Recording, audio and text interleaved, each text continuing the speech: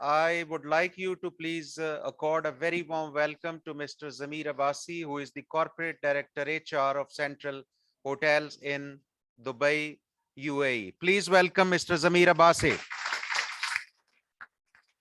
Thank you, guys. Thank you.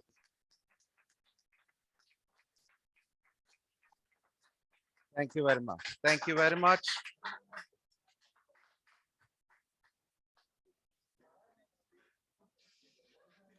जी अब्बासी साहब,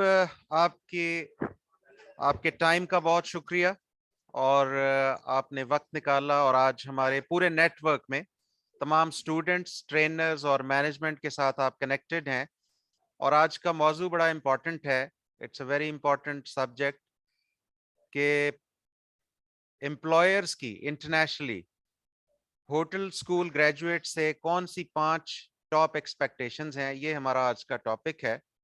30 minutes का ये सेशन होगा and I'm sure it's going to be very insightful, full of learning और बहुत ही इंशाल्लाह हम सब के लिए फायदेमंद होगा. ये फेसबुक पर लाइव भी होगा हमारा और हजारों लोग ये सेशन आज सुन रहे होंगे, देख भी रहे होंगे, सीख भी रहे होंगे और एंजॉय भी कर रहे होंगे. तो मैं बिला ताखीर चाहूंगा कि माइक आपके हवाले करूं और आप आज का सेशन फॉर्मली शुरू कर दीजिए.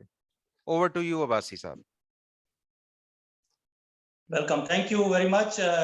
अस्सलाम वालेकुम एवरीवन. आप कैसे हैं? ओके, आज का जो टॉपिक है कि कौन सी वो 5 टॉप प्रायोरिटीज हैं या एक्सपेक्टेशंस हैं जो कि एक ग्लोबल हॉस्पिटैलिटी एम्प्लॉयर को मतलब जो एक्सपेक्ट कर रहा होता है. तो this is a very important topic और हम इसको categorically one by one analyse करेंगे कि कौन सी एक्सपेक्टेशंस हैं और उन एक्सपेक्टेशंस को आपने कैसे फुलफिल करना है. तो ये हम कोशिश करेंगे कि इन अ शॉर्ट वाइल हम इसकी ब्रीफ एनालिसिस करें और देखेंगे कौन सी चीजें हैं जो आपको चाहिए हैं, जो आपको इक्विप करनी चाहिए when you are entering into the international arena. तो सबसे पहले मैं आपको बता देता हूं कि वो टॉप प्रायोरिटीज जो मेरी नजर में एक इंटरनेशनल या ग्लोबल एम्प्लॉयर को चाहिए होती हैं वो क्या हैं. तो फर्स्ट ऑफ ऑल जो पहली प्रायोरिटी है वो ये है कि you have to become the work competence. Work competence का मतलब है कि आप में वो इंग्रेडिएंट्स होने चाहिए जो एक प्रोफेशनल के लिए जरूरी है.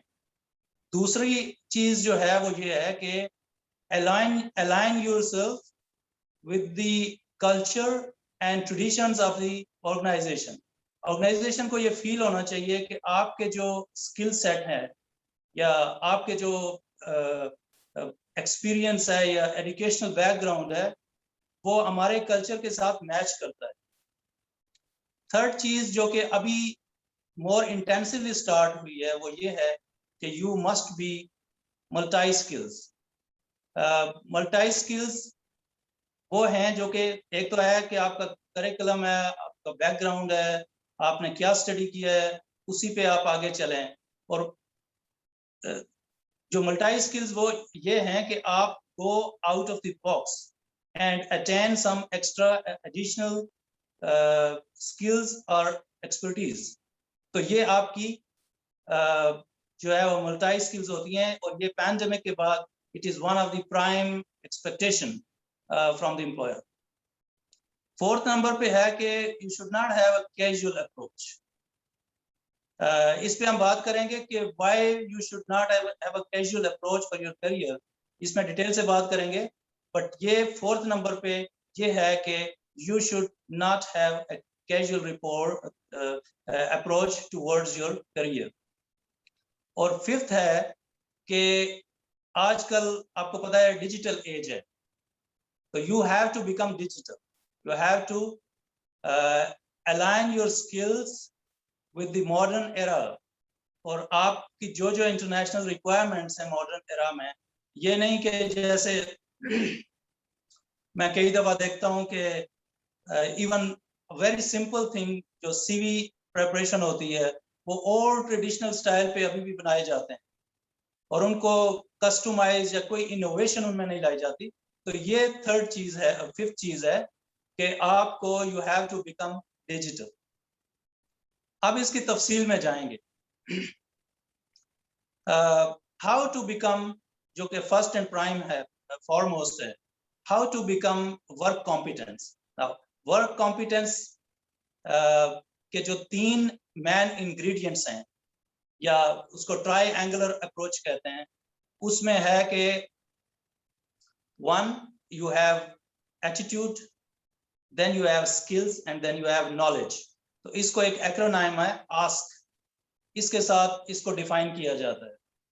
ये 3 इंग्रेडिएंट्स मस्ट हैं आपके लिए वर्क कॉम्पिटेंस के लिए, और ये किसी भी इंटरनेशनल ऑर्गेनाइजेशन को बहुत जरूरी रिक्वायरमेंट होती है ये। अच्छा, अब इसकी तफसील से बात करते हैं कि ASK बेसिकली है क्या चीज। एटीट्यूड। आप जितनी भी आपकी अच्छी स्किल्स हैं, जितनी भी आपके अच्छे नॉलेज है, अगर आपका एटीट्यूड नहीं है, from now onwards hospitality is not your industry. अगर आप हॉस्पिटैलिटी इंडस्ट्री में आना चाहते हैं तो आपको एटीट्यूड जो है आपका फ्लॉलेस होना चाहिए। It should be on the top of everything.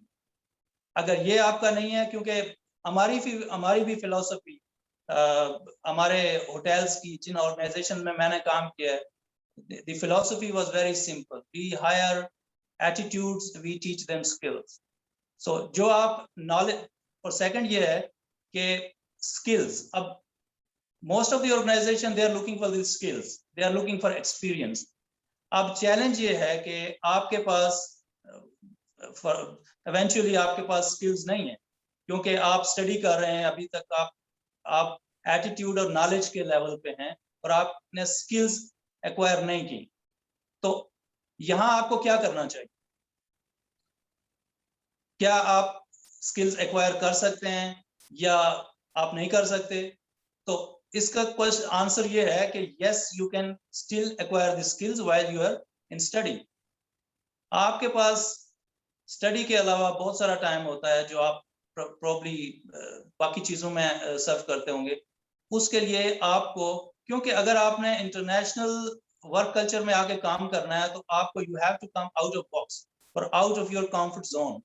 अगर आप कंफर्ट जोन में रहेंगे और आप क्लास के बाद you will go back and just go with the games और समथिंग और hang out with the friends, आप जो है वो उस वक्त तक जब तक आप अपने कंफर्ट जोन से बाहर नहीं आएंगे, आप वर्क कॉम्पिटेंस में नहीं आ सकते जो इंटरनेशनल वर्क कॉम्पिटेंस है। उसमें यह है कि आप इवन गौतम के अंदर जो जो अपॉर्चुनिटीज हैं आपको एडिशनल स्किल्स एक्वायर करने की, कि काफी सारे एक्टिविटीज चल रही हैं जिनमें आप you can take part and you can acquire skills. Besides you can go out, you can talk to the organizations, you can work free, you can work for volunteer, you can work for कई organizations हैं जो आपको सिखाती हैं but they don't pay you, which is fine because you are already studying। लेकिन आप अपनी additional जो skills हैं वो जरूर acquire करें। तो ये नंबर 2 है एटीट्यूड के बाद। so आपका एटीट्यूड हो गया, उसके बाद आपकी स्किल्स हो गई। थर्ड जो कॉम्पिटेंसी है वो नॉलेज है। तो knowledge already you are acquiring, however there is a problem with it.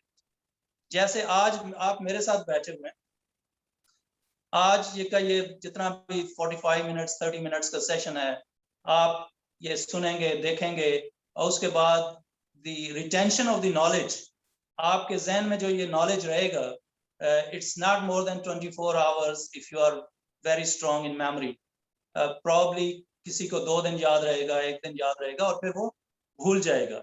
तो नॉलेज में the problem with the knowledge is dilemma जो है बड़ा, सबसे बड़ा नॉलेज का, कि वो यही है कि जब आप नॉलेज एक्वायर करते हैं तो फिर आप उसको फौरन भूल जाते हैं। जैसे आप एक लेक्चर सुनते हैं और जब दूसरा लेक्चर होता है तो वो पहले वाला आप भूल जाते हैं।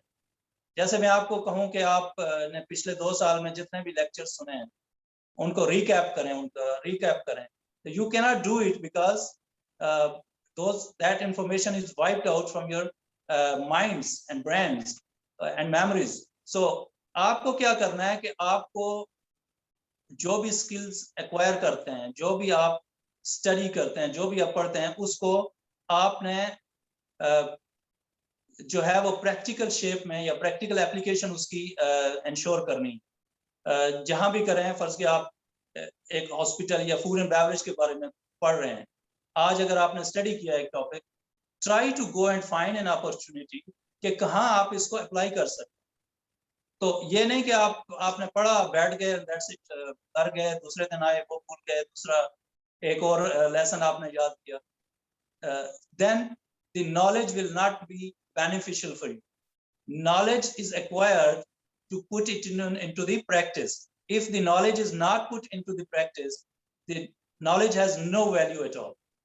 So अभी आपको मैंने बताया कि attitude, skills and knowledge. So attitude is very important. Without attitude, nothing happens. And number two, skills. Unfortunately or unfortunately, whenever you go in any organization, the first thing they're asking, and you may be astonished when you're gonna go in the work culture, कि वो कहते हैं कि आपके पास experience नहीं है, आपके education की value है, but a little bit of experience is required. क्योंकि आजकल के fast paced दौर में organizations के पास इतना time नहीं है कि आपको वो training दे सके या आपको वो support कर सकें on the job.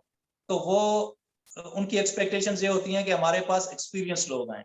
Whereas when you are going out of the university, you don't have really experience के आप उनको कहें कि मैंने फलां organization में, but in bits and pieces, as I said, you can attain the experience. Try to find the opportunities. Babar साहब उनकी organization गौतम और भी बहुत सारी activities कर रहे हैं, and I really appreciate कि they are going out of box to do extra curriculum activities जो कि आपके लिए बहुत जरूरी है. Take part in those activities and also जो आपको कोई अपॉर्चुनिटी मिलती है कि किसी ऑर्गेनाइजेशन को आप ज्वाइन कर रहे हैं, भले आप किसी होटल में चले जाएं, आप उन्हें कहें कि I can work free as a receptionist, there is no problem in it. तो आप एडिशनल स्किल्स जो है वो एक्वायर करें. और सबसे बड़ी बात, आप स्किल्स कैसे एक्वायर कर सकते हैं, आपका जो नॉलेज अटेन करते हैं उसको put it into the practice. So if when you put it into the practice, आपको eventually आपके पास वो skills आ जाएंगी और आप उनको अच्छे तरीके से elaborate कर सकते हैं in your resume. ये पहला point था, जो first expectation. Second expectations ये थी कि align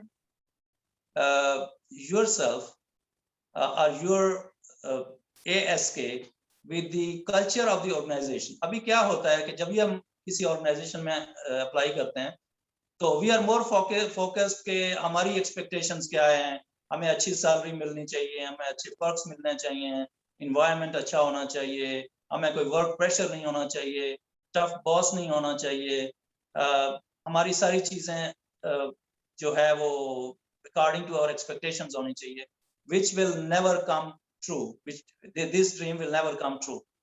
When you are entering into the profession, आपको बहुत सारी hardships को face करना पड़ेगा, आपको अपने comfort zone से बाहर आना पड़ेगा और आपको confront करना पड़ेगा उन difficulties से जिनको even you could not imagine while you are studying. तो इसके लिए आपने ready होना है. अब हम तो expectations अपनी लगाए बैठे होते हैं organization के साथ, but most important is organization's expectation from us, and that is the key. So abhi after the pandemic, the expectations of most of the organizations are changed. Before they used to talk about philosophies and all that, human rights and this and that. Now their expectations are a bit changing. Whatever is the culture of the organization, good or bad, आप कोई भी organization join करते हैं, जाहिर है आप initially जब entry level पे जाएंगे, तो you are not gonna join Big Five or whatever. You are gonna join a simple organization which may not have any culture. So आपको क्या करना है कि अपने आप को उस organization के culture के साथ align करना है. जैसे वो कहते हैं कि if you are in Rome, do what Romans do. तो आप ये मत सोचें कि जी मैं तो I am educated and working next to me is an uneducated person, या फिर ये ऑर्गेनाइजेशन इतनी, इसके कल्चरल वैल्यूज इतनी अच्छी नहीं है, या इनका यहाँ का एनवायरनमेंट अच्छा नहीं है. You have to make the environment. When you are joining an organization, it is up to you how you create the environment in that particular organization. और उसके लिए आपको सबसे पहली जो स्किल चाहिए होगी वो होगी आपका एटीट्यूड, आपका बिहेवियर, आपकी लीडरशिप ट्रेट्स, आपका जो बोलने का अंदाज है, आपका जो पर्सनालिटी है, आपकी जो प्रेजेंटेशन है, ये सारी चीजें आपको चाहिए होंगी एक कल्चर में एब्जॉर्ब होने के लिए या एक कल्चर में जेल होने के लिए. तो ये बहुत ही जरूरी है कि ऑर्गेनाइजेशनल कल्चर के साथ अपने आप को अलाइन कर. ये मत कहें कि ऑर्गेनाइजेशन बुरी है या यहाँ का एनवायरनमेंट बुरा है या यहाँ का environment according to my expectation नहीं है, बल्कि आप उसमें जितना अपना कंट्रीब्यूट कर सकते हैं करें, क्योंकि you are joining that organization hasn't applied to you but you have applied to the organization. So इसके लिए ये बहुत जरूरी है और इसको आप जो है ना वो अडॉप्ट करने की कोशिश करें. अच्छा, जो थर्ड है वो ये है कि मल्टी स्किल्स कैसे आपने एक्वायर करनी. अब होता क्या था कि in the past European hospitality is a bit different than Middle Eastern hospitality. European hospitality में ये होता है कि because the people are working themselves, so उनके लिए सर्विस जो मिडिल ईस्ट में जो सर्विस कॉन्सेप्ट है वो उनके लिए नहीं होता. जैसे एक रिसेप्शन पे एक बंदा है या रिसेप्शनिस्ट है, थोड़ी देर बाद आप उसको देखेंगे कि वो रेस्टोरेंट में काम कर रहा है, उसके बाद आप उसको देखेंगे कि कहीं और कैशियरिंग कर रहा है. तो वहां पे जॉब मल्टीटास्किंग बहुत ज्यादा कस्टम थी. मिडिल ईस्ट में ऐसा नहीं था. मिडिल ईस्ट में हर चीज के लिए एक पोजीशन थी, हर पोजीशन के लिए एक जॉब डिस्क्रिप्शन थी, and that's it. However, after the pandemic, when this working from home thing was introduced and और भी बाकी बहुत सारी चीजें इंट्रोड्यूस हुई हैं, तो ऑर्गेनाइजेशंस ने ये काइंड ऑफ रियलाइज किया है कि हम तो मल्टीटास्किंग से एक बंदे की जगह 3 बंदों की जगह एक बंदे से काम ले सकते हैं, तो क्यों ना 2 बंदों को फारिग कर दें और हम एक बंदे. क्योंकि ऑर्गेनाइजेशन का अल्टीमेट गोल जो होता है वो उसकी पीपल फिलॉसफीज कम होती हैं और बॉटम लाइन ज्यादा होता है. तो they are always working for the bottom line. अब बॉटम लाइन रिक्वायरमेंट क्या है कि आप कॉस्ट को रिड्यूस करें. तो अभी क्या हो रहा है कि यहाँ पे भी मल्टीटास्किंग कस्टम हो रही है, उसका रवाज हो रहा है. इसलिए आपको भी, और वैसे भी मल्टीटास्किंग एक प्रोफेशनल के वर्क एटीट्यूड में इजाफा करती है. मसलन आपको कोई कहता है कि आप रिसेप्शनिस्ट हैं लेकिन आप कैशियरिंग कर लेंगे, आप कहते हैं यस व्हाई नॉट. आपको कोई कहता है कि ओके आप रिसेप्शनिस्ट हैं, आप जो है वो जाके वेलकम कर देंगे गेस्ट को रेस्टोरेंट्स में, आप कहेंगे व्हाई नॉट. तो ये आपके वर्क एटीट्यूड को पॉजिटिव साइड पे ले जाता है. तो आपको आप ऑर्गेनाइजेशन के लिए ज्यादा डेडिकेटेड साबित होते हैं अनलेस दैट पर्सन के वो अपने जॉब डिस्क्रिप्शन के मुताबिक काम करता है, एंड दैट्स इट. और आज के इस दौर में आपको शायद पहले भी जिक्र किया था कि की performers are only the ones who are surviving. जो छोटा मोटा परफॉर्मर है या जो हार्ड वर्किंग प्रोफेशनल जो पिछले दौर में होता था कि I am very hard working. So nowadays hard working people are not required because anyhow the norms of hard working are being changed to norms of working smart instead of working hard. तो आपको multi skills ये एक बहुत बड़ी expectations हैं जो एक international employer, global employer को चाहिए होती हैं. तो ये आपने जरूर एक्वायर करनी है और उसी अंदाज में एक्वायर करनी है जैसे मैंने थोड़ी देर पहले आपको एक्सप्लेन किया कि आप कहीं भी अपॉर्चुनिटी मिलती है लर्निंग की, तो आप उस अपॉर्चुनिटी को जाया ना करें because you have less bullets to fire.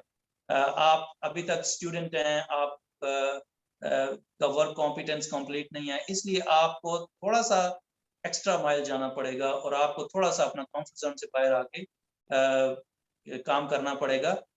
This is not a bad news, because आप सोच रहे होंगे कि मैं आपको डिसअपॉइंट कर रहा हूँ। I am not disappointing you, there are immense opportunities still and you are working in a very prestigious institution.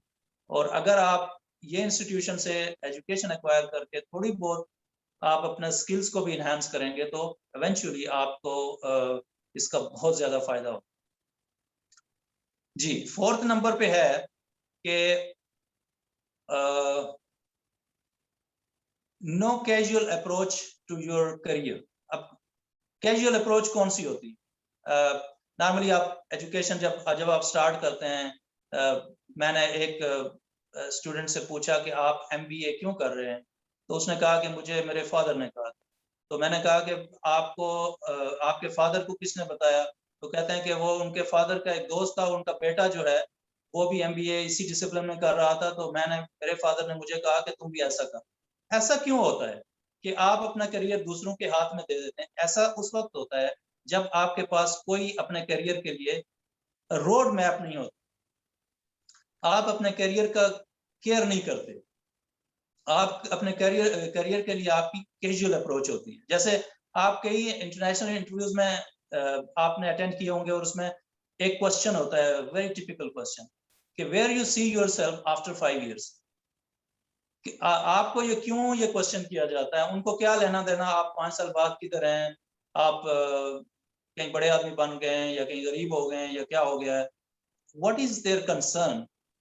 Their concern is because they don't need people who have casual approach towards their career. उनको चाहिए है कि ये जो candidate है इसकी planning कितनी अच्छी है। Because if you are, as per Henry Ford, if you are failing to plan, you are planning to fail. So आपका कोई चीज भी बगैर प्लान के नहीं हो सकती। आप अपने करियर जो इतना इम्पोर्टेंट चीज है उसमें कैसे अपने करियर को किसी और के हाथ में देते हैं, या आप अपना प्रॉपरली आप प्लान नहीं कर सकते और जो कोई आपको जो कुछ कहता है वो आप स्टार्ट कर देते हैं। ठीक है, आपको कोई एक स्टोरी सुनाता है, एक सक्सेसफुल स्टोरी होगी किसी की, और वो उसी के ड्रीम को आप फॉलो करना शुरू कर देते हैं। You don't have your own dreams, so try to create your own dreams, try to see your own dreams and then follow them. किसी और के ड्रीम्स के पीछे भागने की जरूरत नहीं है। इसलिए आप अपने करियर के बारे में बहुत ही सीरियस अप्रोच रखें और आप हर वक्त ये सोचें कि मेरा टारगेट क्या है। 3 साल यहाँ से, अभी से 3 साल बाद मेरा क्या टारगेट है, अभी से 5 साल बाद मेरा क्या टारगेट है। और सिर्फ ये नहीं कि आप पेपर्स में या सिर्फ के प्रेपरेशन के लिए या अपने रिज्यूमे में डालने के लिए, आप सीरियसली इस पे काम करना शुरू करें। क्योंकि आप जब एक प्लान पे काम करना शुरू करेंगे तो फिर आपके सामने हर्डल्स आएंगी और उन हर्डल्स को जब आप अबूर करेंगे, उन ऑब्स्टेकल्स को आप जब अबूर करेंगे तो फिर आपको जो है वो गोल आपकी नजर आएगी। तो इसलिए आप प्लानिंग प्रोसेस में बहुत इंपॉर्टेंट है और आप अपने करियर के बारे में सीरियसनेस बहुत इंपॉर्टेंट है, और यही एक इंपॉर्टेंट इंग्रेडिएंट है जो एक इंटरनेशनल ग्लोबल एम्पायर को चाहिए, एम्प्लॉयर को चाहिए हो। पांचवी चीज क्या है कि पांचवी चीज ये है कि ब्रिंग इनोवेशन। जैसे आजकल डिजिटल एज है, इनोवेशन अगर आपके अंदर नहीं है, आप whether you are in the studies और whether you are in the profession, तो आप हमेशा पीछे रह जाएं। क्योंकि वही लोग आगे बढ़ेंगे इस दौर में, इस टाइम में वही लोग आगे बढ़ेंगे जिनके पास इनोवेशन होते हैं, जिनके पास इनोवेटिव आइडियाज हैं, जिनके पास हमेशा फ्रेश आइडियाज हैं। और ऑर्गेनाइजेशंस को भी ऐसे ही लोग चाहिए जिनके पास फ्रेश आइडियाज। जैसे अगर हमारा प्रोफेशन है, फर्स्ट ईयर, हम ओल्ड स्कूल से हैं, हम ओल्ड प्रोसीजर्स हमारे पास थे, लेकिन अगर हम अपने प्रोफेशन को अलाइन नहीं करते हैं आजकल के नॉर्म्स में और इनोवेशन में, तो we will be very much behind और हम जो हम कर रहे हैं वो नहीं कर सकते और organisation will never hire you.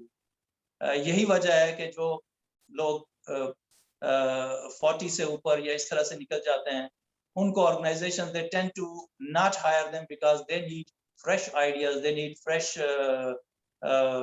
kind of people who have innovative ideas, who are very digital oriented. So आपको digital oriented होना चाहिए. ज़ाहिर है आप आजकल तो digital age है और एक छोटे बच्चे के पास भी digital devices हैं जो, but what I am talking about using the digital is in the positive sense, not in the negative sense. अब आप digital skills acquire करके PUBG खेलना शुरू कर दें, तो that is not an idea of going into the positive side. तो आपको जो है innovative होना चाहिए. हर रोज जो भी ideas आप during studies आप acquire करते हैं, उनको put them in the practice. हर रोज आप अपना एक एजेंडा बना लें कि आज मैंने क्या क्या सीखा है और इसको मैं how I'll put it in the practice. ये आप अपनी एक डायरी बना लें जिस पे हर रोज आप लिखें. अदरवाइज क्या होगा कि आप हर रोज एक आते हैं, एक लेक्चर अटेंड करते हैं, आप बड़े इंस्पायर होते हैं, फिर आप दूसरे दिन दूसरा लेक्चर अटेंड करते हैं तो पहला आपके जहन से निकल जाता है. And this is how it goes. मुझे आज कोई पूछे कि तुमने जो है वो स्टडीज में क्या किया है, recap करो, तो I cannot recap even a single lecture, okay, except the story where there was a story narrated to me by any of the teachers that I still remember, because story एक ऐसी चीज है जिसके आपके images आपके ज़हन में आ जाते हैं. तो ये 5 top expectations जो मेरी नजर में थी. There could be many other expectations and they could be more important than these expectations, लेकिन जो मेरी नजर में ये 5 expectations थी वो ये थी कि आपको first you have to become competent, and then you have to align yourself with the culture of the organization. You have to acquire multi skills, and you have to have a serious approach towards your career, and then you have to have innovative ideas. Okay, so ये मेरे this was what I wanted to share with you. Thank you very much, and I'm open for the questions. Thank you very much, Zamir Abbasi साहब. बहुत मजा आया. It is absolutely amazing, insightful, full of learning. और Thank you. ये students के लिए मैं समझता हूँ कि एक पूरा रोड मैप है जो आपने इनके सामने अनफोल्ड कर दिया है. क्योंकि मैं आपकी टॉक से पहले यही बता रहा था कि इस टॉक का पर्पस क्या है कि आपकी एक्सपेक्टेशंस को एम्प्लॉयर की एक्सपेक्टेशन के साथ मैच करना, ताकि जब आप एजुकेशन और क्वालिफिकेशन कंप्लीट करने के बाद एम्प्लॉयर के सामने बैठें तो एम्प्लॉयर को कि ये लगे कि यही वो लोग हैं जिनको मैं ढूंढ रहा था और यही वो लोग हैं जिनका मुझे इंतजार था. तो वो मैचिंग होगी तो they will find best of the best opportunities in the hospitality and tourism industry. So thank you very much for these insights. अब देखते हैं कि अगर किसी का कोई क्वेश्चन है तो वो भी हम ले लेते हैं. तो the house is open for questions from the audience, और कहीं से भी कोई क्वेश्चन करना चाहे वो कर सकता है.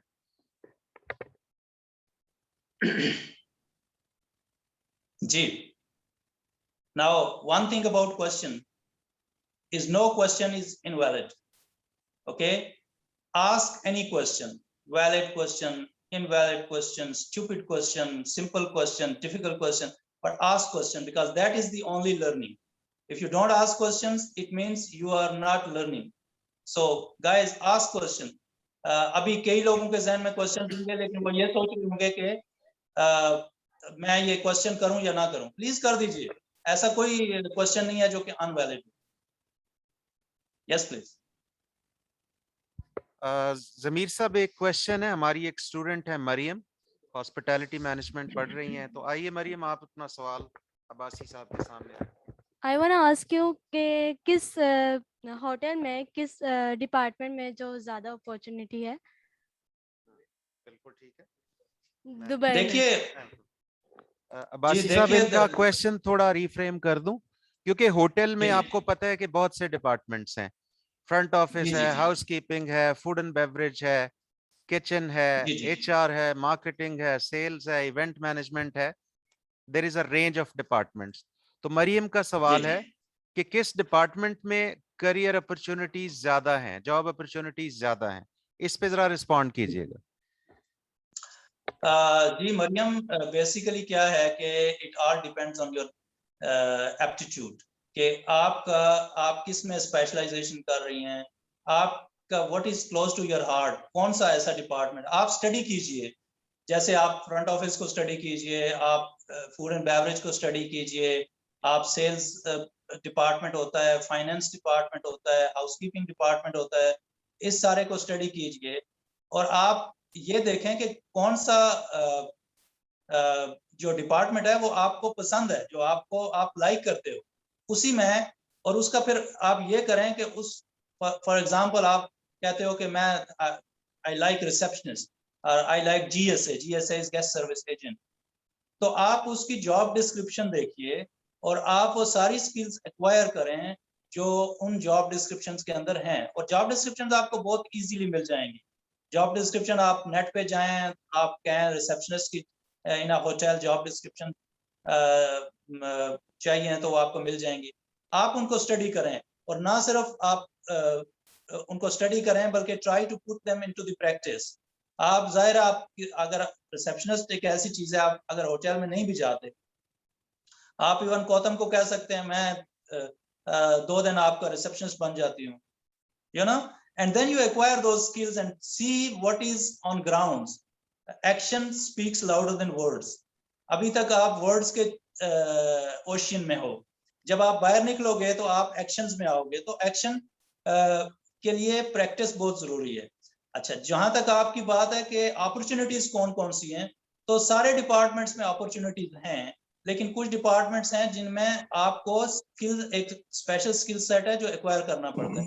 For example front office department, अगर फ्रंट ऑफिस में आपके पास ओपरा का नॉलेज नहीं है तो आप फ्रंट ऑफिस में नहीं आ सकते, क्योंकि एक सिस्टम है उसका नॉलेज आना जरूरी है। इसी तरह सेल्स, फर्ज के आप कहते हैं कि मैं सेल्स में आना चाहती हूँ, तो आप अगर दुबई में सेल्स डिपार्टमेंट ज्वाइन करना चाहते हैं तो आपको तब तक सेल्स की जॉब नहीं मिलेगी जब तक आपके पास ड्राइविंग लाइसेंस नहीं, क्योंकि आउटबाउंड सेल्स जो होती है उसके लिए ड्राइविंग लाइसेंस चाहिए।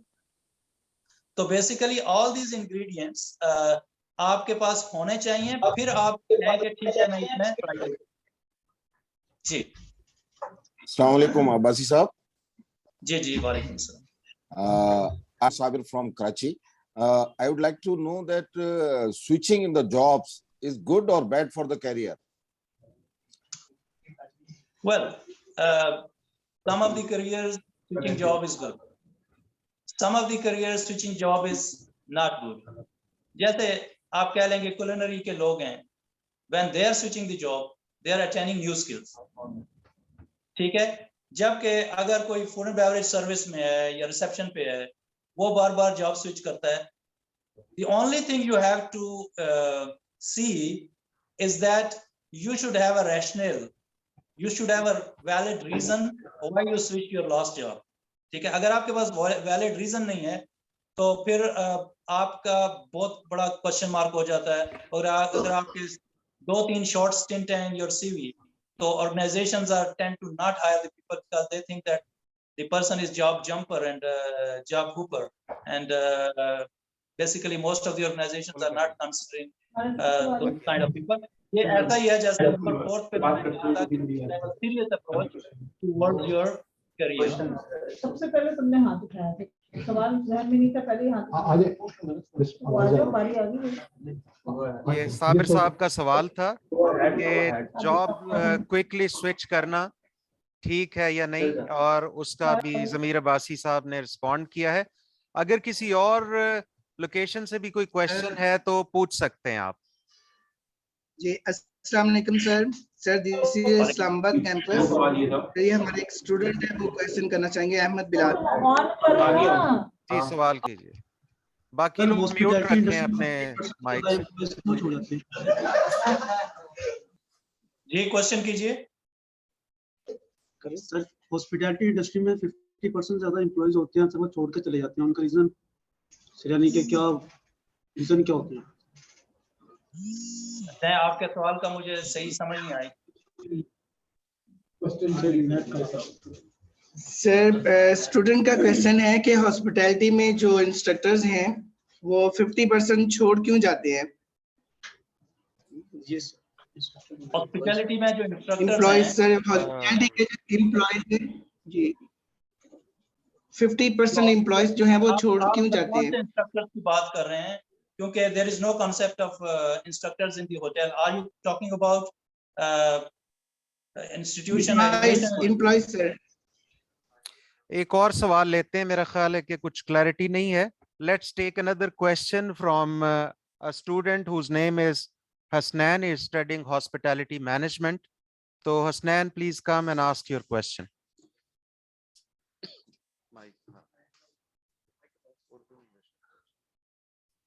Yes, ma'am. मैं पूछना चाह रहा हूँ कि अगर हम रिस्क बाइट जाएं किसी कंट्री में जॉब के लिए, तो हम वहां पर जाके हमें अपॉर्चुनिटी मिलेगी कि हम अपना जो वो कहते हैं उसको, होटल आपको स्पॉन्सर करेगा हमें. जी, उसमें ये फ्रेम है कर कि देता हूं कि actually- जैसे लोग जाते हैं, पेड इंटर्नशिप प्रोग्राम्स हैं दुबई में, आप जी, जानते हैं कि पेड इंटर्नशिप प्रोग्राम्स हैं. उसमें होटल्स जी। आपको ना सिर्फ ये कि इंटर्नशिप अपॉर्चुनिटीज प्रोवाइड करते हैं, बल्कि आपको कुछ वहां पर और भी फैसिलिटीज प्रोवाइड करते हैं. तो मैं चाहूंगा आप जी, जी। थोड़ा इंसाइट दीजिए कि जब होटल इंटर्नशिप अपॉर्चुनिटी ऑफर करेगा तो उसके साथ कौन सी एलाइड फैसिलिटीज वो स्टूडेंट को ऑफर करते हैं ताकि वो वहां आसानी से सेटल हो सके. बेसिकली ये हमेशा डायलेमा रहा है, specially in Dubai and middle east, के जब स्टूडेंट्स आते थे तो यहाँ उनके पास एम्प्लॉयमेंट वीज़ा ही हम ले सकते थे और कोई और वीज़ा नहीं था. लेकिन अभी लॉ चेंज हो गया है फ्रॉम फरवरी ऑनवर्ड्स. एक मैसिव चेंज आई है in the labour law of UAE, और अब जो है वो स्टूडेंट वीज़ा भी अवेलेबल है, अब जो है इंटर्न वीज़ा भी अवेलेबल है, अभी शॉर्ट टर्म वीज़ा भी अवेलेबल है, लॉन्ग टर्म वीज़ा भी अवेलेबल है. तो this is a great opportunity जो कि इस लॉ के मुताबिक अभी मिलेगी सबको. जहाँ तक आपका सवाल है कि यहाँ के एम्प्लॉयर जो हैं आपको वीज़ा देते हैं या नहीं देते हैं, yes, if they are hiring you as an intern, yes, they provide the visa because they have to. You cannot work on visit visa here abroad. और जहाँ तक अपॉर्चुनिटी का सवाल है तो इवेंचुअली गौतम भी काफी हेल्प कर रहा है यहाँ पे इसको. जी, मुझे खत्म करने दीजिए. गौतम भी काफी हेल्प कर रहा है स्टूडेंट को यहाँ पे उनकी प्लेसमेंट का, बल्कि बाबर साहब हमेशा मेरे साथ they are in touch with me के उनको प्लेस करना है कहीं से अगर वो डिस्प्लेस्ड है. लेकिन फिर मैं यही कहूँगा कि जब आप बाहर आते हैं तो आप सिर्फ without you have to think very carefully. आपको अपने सारे रिसोर्सेज को वैल्यूएट करना चाहिए. आप जाके कितना टाइम रहेंगे, आपके पास उतना खर्चा है नहीं है, फिर कितनी अपॉर्चुनिटी है, क्योंकि 50% चांस होते हैं कि आप सेटल हो जाएं, 50% चांस होते हैं कि you go back, you can not settle. तो ये सारी चीजें आप अपने जहन में रख के फिर आइए. और मेरे ख्याल में अगर आप पॉजिटिव माइंडसेट के साथ आते हैं, देखिए job hunt is a painstaking thing, you can not find it very easy. तो आप अकॉर्डिंगली अपने आप को इस चीज के लिए तैयार कर लें कि आप ऐसा नहीं कि एक वो रिजेक्शंस के बाद you just break and you are disappointed और फिर आपका मोटिवेशन लेवल 0 हो जाएगा और फिर आपको जो कॉन्फिडेंस होगा वो भी चला जाएगा. तो this is very very important. आप जब जॉब हंट के लिए आते हैं, आप आइडियली आप गौतम से कनेक्ट होके आए, उनसे पूछ के आए कि क्या सूरत हाल है. अगर मुझसे आप कंसल्ट करना चाहते हैं, मैं भी आपको नंबर शेयर कर दूंगा. Just drop me an WhatsApp. लेकिन उससे पहले मैं कहूँगा कि आप कम से कम कुछ स्किल्स आप वहाँ पे एक्वायर कर लें, क्योंकि सिर्फ नॉलेज के साथ बाहर आना probably won't be a very strong point for you. Yes, अगर गौतम के जरिए आपको इंटर्नशिप मिलती हैं तो वो जाहिर है एक डिफरेंट चीज होती है. लेकिन अगर आप खुद आके एक्सप्लोर करना चाहते हैं तो you should acquire some skills, some of the skills back home, और एटलीस्ट कुछ 50% कॉम्पिटेंसी आप बना लें अपने इसकी प्रोफेशन की, तो फिर आप आ सकते हैं और अपनी लक ट्राई कर सकते हैं. ज़मीर अब्बासी साहब, टाइम की कंस्ट्रेंट को मद्देनजर रखते हुए हमें आज का सेशन अब क्लोज करना है, और मैं आपका तहे दिल से शुक्रिया अदा करना चाहूँगा गौतम की मैनेजमेंट की तरफ से कि आपने अपना कीमती वक्त निकाला और आज गौतम के पूरे नेटवर्क में तमाम स्टूडेंट्स के साथ आपने ये सेशन होल्ड किया और it was definitely a wonderful session जिससे स्टूडेंट्स को अपना एक फ्यूचर रोड मैप डिजाइन करने में बहुत मदद मिलेगी। मैं आपका तहे दिल से शुक्रिया अदा करता हूँ। Thank you very much. Welcome जी। और अगर किसी का कोई सवाल रह गया है तो you can put me to the WhatsApp. मेरा अगर आप लेना चाहते हैं मेरा we will share your contact details. We will share your contact for further questions. बल्कि हम अपने सिस्टम से ही अपने questions भी राउट करेंगे आपके साथ। जी बिल्कुल बिल्कुल ऐसा ही है। अगर कोई भी किसी को भी कोई क्वेश्चन है, हो सकता है मेरा आंसर करने में थोड़ा देर हो जाए क्योंकि I am busy nowadays, but I will definitely answer you. बहुत शुक्रिया आपका sir. Thank you very much.